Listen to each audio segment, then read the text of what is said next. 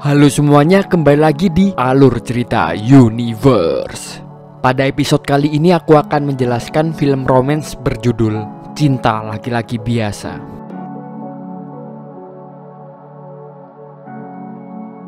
Film ini menceritakan perjuangan seorang tukang bangunan yang jatuh cinta kepada cewek kaya. Setelah berjuang begitu keras, akhirnya tukang bangunan ini berhasil mendapatkan hati dari sang cewek kaya ini. Tapi sungguh naas, tiba-tiba tukang bangunan ini ditinggal oleh ceweknya karena hilang ingatan. Penasaran apakah tukang bangunan ini bisa bersatu dengan si cewek kaya? Langsung saja aku ceritakan alur ceritanya.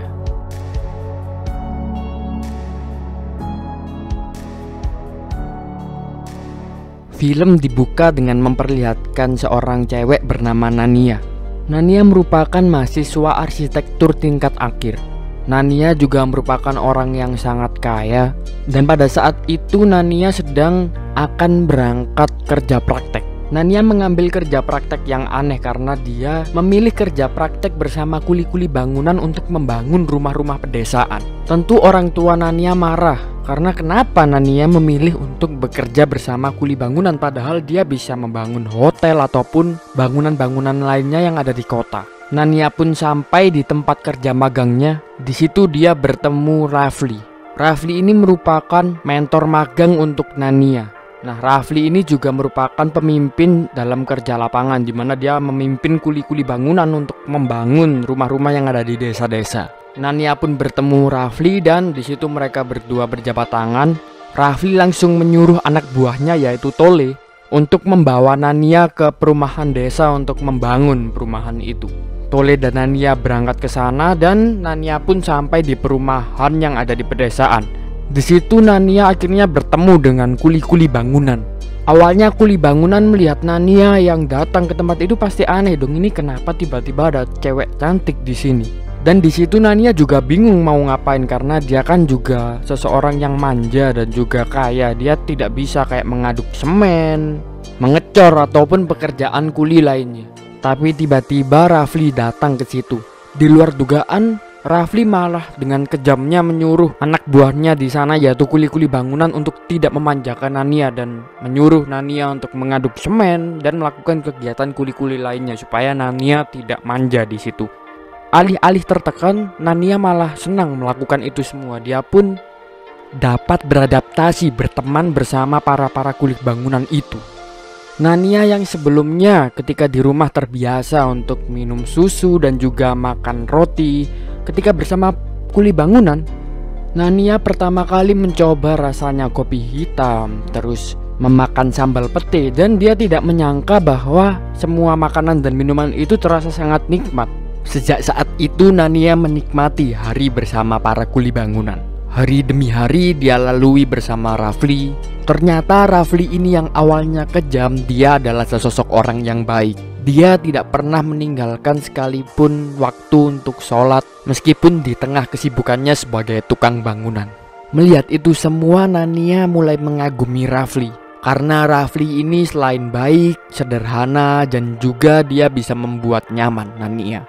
Suatu hari Tole memberikan undangan pernikahan kepada para kuli bangunan, Rafli dan juga Nania. Akhirnya mereka semua datang di pernikahan Tole. Ketika pernikahan itu selesai, Nania bertanya kepada Rafli, perempuan seperti apa yang cocok untuk Kang Rafli? Rafli pun langsung menjawab, yang salihat dan menutupi auratnya,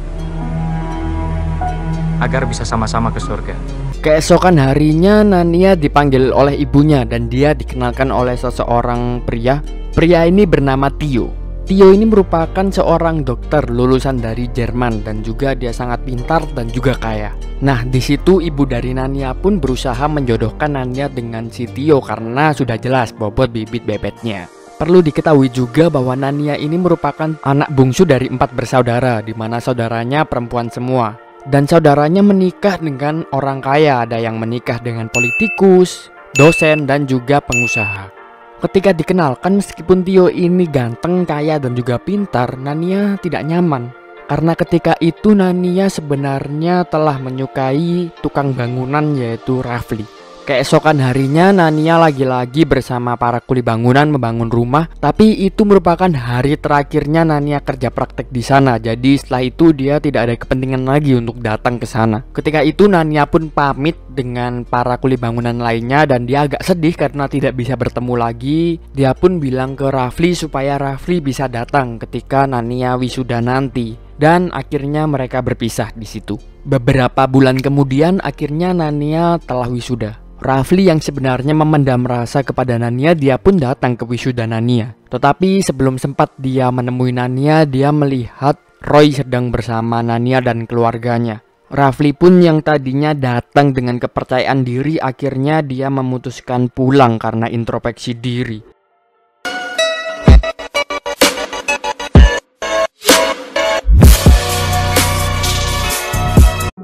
Dia sadar dia hanyalah tukang bangunan dan dia tidak berani untuk mendekati Nania yang memang dasarnya orang kaya. Dan sejak saat itu Rafli pun mencoba untuk melupakan Nania. 2 tahun berlalu, Nania berhasil menjadi seorang arsitek yang membangun gedung-gedung besar di ibu kota. Saking suksesnya Nania, dia berhasil masuk ke majalah sebagai arsitek terkenal. Suatu hari Rafli melihat berita Nania yang ada di tabloid. Rafli pun memberikan tabloid itu kepada Tole. Tole pun langsung bersenda gurau. Rafli, seharusnya kalau kau memang cinta itu dikejar bukan dilupakan, supaya kamu tidak menyesal nantinya.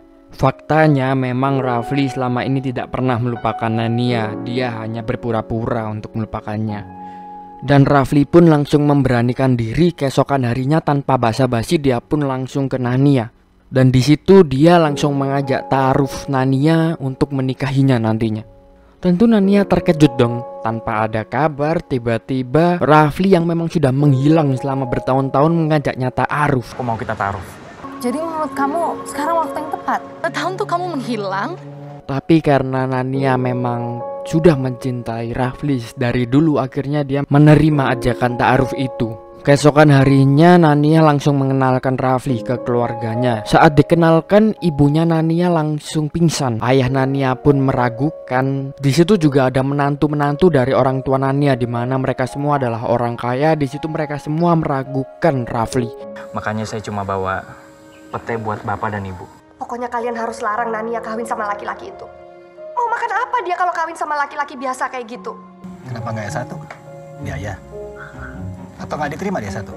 Gaji berapa? You mau kawin? Mana sanggup? Ayah Nania pun tanya kepada Rafli, apa yang bisa meyakinkan saya untuk memberi restu kamu menikahi Nania? Karena Nania memberikan saya motivasi untuk maju, Pak. Saya mencintai Nania. Insya Allah saya akan menjaga dia seumur hidup saya. Dan akhirnya orang tua Nania dengan terpaksa memberikan restu kepada Rafli. Mereka pun keesokan harinya menikah. Setelah menikah, meskipun mereka berdua hidup pas-pasan, tapi mereka berdua sangat bahagia dan juga mereka berdua melahirkan 2 anak. Tapi tetap saja orang tua dari Nania yang memang sudah terbiasa hidup kaya, orang tua Nania selalu mengganggu kehidupan dari Nania dan Rafli, selalu membandingkan kehidupannya dan menyangka bahwa Nania tidak bahagia hidup dengan Rafli. Kamu itu hidup serba kekurangan. Kamu hidup susah, Man. Nania kurang gizi.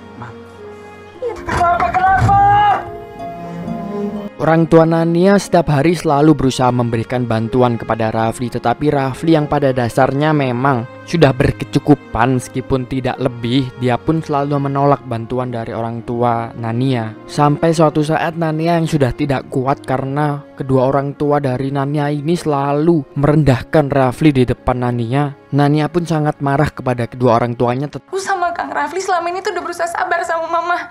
Kebahagiaan terlalu sempit kalau cuma dimaknai dengan materi. Aku bahagia hidup dengan nafkah suami, Mah. Tetapi Rafli di situ karena dia orang yang baik, dia pun berkata, sabar Nania. Tapi aku capek, Kang. Aku capek harus ngadepin cara mereka nilai keluarga kita. Mereka tuh sayang sama kamu. Mereka cuma khawatir hidup kamu akan susah jika menikah denganku. Aku tuh bahagia, Kang. Dan sejak saat itu pun mereka berdua dengan kedua anaknya hidup sebagai keluarga yang bahagia menjalani kehidupannya dari hari ke hari. Tapi ketika mereka sudah hidup bahagia, tiba-tiba Nania kecelakaan. Untungnya Nania masih bisa diselamatkan, tetapi dia amnesia. Dia lupa bahwa dia pernah menikah dengan Rafli. Dia juga lupa bahwa dia mempunyai 2 anak. Yang dia ingat adalah dia lahir di keluarga yang kaya. Nania pun tersadar dan Rafli berusaha untuk berbicara dengan Nania. Kamu siapa? Tio. Iya dokter ya.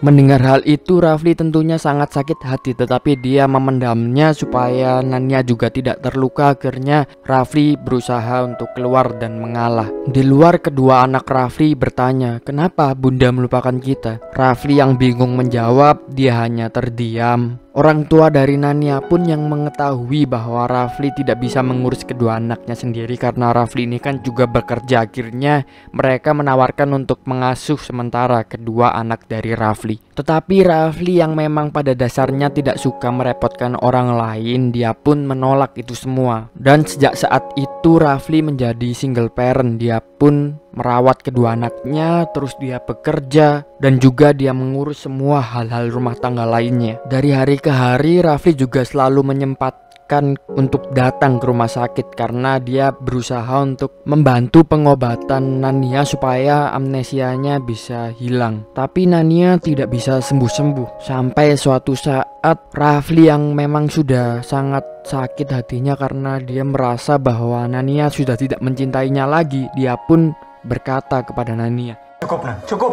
Bisa saja menjawab ribuan pertanyaan kamu tentang kehidupan pernikahan kita. Cuma kalau tidak ada satupun jawaban dariku yang kamu percaya, Nania. Gimana aku mau percaya sama kamu? Dan kenapa kamu terus ada di hidup aku?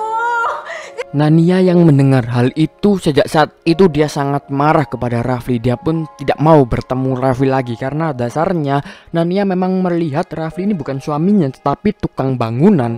Kamu tukang bangunan. Aku tukang bangunan. Aku tukang bangunan. Aku tukang bangunan. Aku tukang bangunan. Nania yang ketika penyembuhannya selalu melihat Rafli tetap datang meskipun dia menolaknya, lama-kelamaan Nania pun kasihan juga melihat Rafli. Dan Nania sebenarnya tahu faktanya bahwa Rafli adalah suaminya tetapi dia tidak mempercayainya. Akhirnya Nania pun memutuskan untuk pulang ke rumah bersama Rafli. Aku tahu. Setiap hari kamu memperhatikan aku dari jauh. Kalau kamu suami yang baik. Aku minta maaf. Aku gak bermaksud ngelupain kamu. Aku malah mau ingat kamu. Di situ Rafli langsung mengajak Nania ke rumah dan Nania belajar untuk hidup lagi di rumah bersama dengan anak-anaknya. Hari ke hari Nania semakin bahagia karena dia merasakan kasih sayang dari Rafli juga kedua anaknya juga. Dan di situ sebenarnya dokter dan kedua orang tua Nania memberikan waktu kepada Nania. Jika waktunya habis, Nania akan dipindahkan ke Jerman untuk berobat dan dia tidak bersama keluarganya lagi. Sampai pada hari terakhir waktu akan habis, Nania pun disusul oleh dokter dan kedua orang tuanya di rumahnya. Rafli yang sebenarnya dalam hati tidak ingin melepaskan Nania, tetapi dia lagi-lagi harus mengalah. Dia pun menyuruh untuk Nania pergi, tetapi Nania di luar dugaan dia tidak mau pergi. Rafli pun bilang, "Ini semua demi kebaikanmu Nania, supaya kau bisa mengingat memori kita lagi." Nania menjawab, "Seiring berjalannya waktu aku sudah bisa belajar mencintaimu, jadi aku tidak perlu mengingat masa lalu kita Rafli." Rafli langsung membalas, "Cinta bukan sesuatu yang dipelajari Nania. Cinta tumbuh dan menguat dari apa yang kita lewati di masa lalu. Tahu dan percaya itu adalah dua hal yang berbeda." Mendengar itu Nania pun langsung menangis dan tiba-tiba ada gemuruh kilat yang sangat keras. Dan bunyi dari gemuruh kilat itu seketika membangkitkan semua memori dari Nania. Nania pun mengingat kenangannya ketika menikah bersama Rafli, ketika mengurus kedua anaknya, dan dia mengingat semuanya sejak saat itu. Rafli dan Nania pun kembali ke keluarganya dan ke dokternya dan menyatakan bahwa Nania sudah sembuh dari penyakit amnesianya. Mendengar hal itu, kedua orang tua Nania seketika langsung bangga kepada Rafli. Kedua orang tua dari Nania juga meminta maaf kepada Rafli karena mereka sangat bersalah atas perlakuannya selama ini. Dan kedua orang tua Nania pun bilang kepada Rafli bahwa Rafli adalah menantu terbaiknya, karena meskipun menantu yang lain kaya tetapi mereka tidak punya waktu untuk keluarganya, sedangkan Rafli Seseorang yang sederhana tetapi dia selalu mengutamakan keluarganya di atas urusan lainnya. Pemberian mertua kepada mantu yang sangat luar biasa. Banyak laki-laki yang sanggup melakukan apa yang sudah kamu lakukan kepada Nania. Dan ya begitulah ending dari film ini, sangat mantap surantap memang. Dan nantikan konten selanjutnya dari Alur Cerita Universe.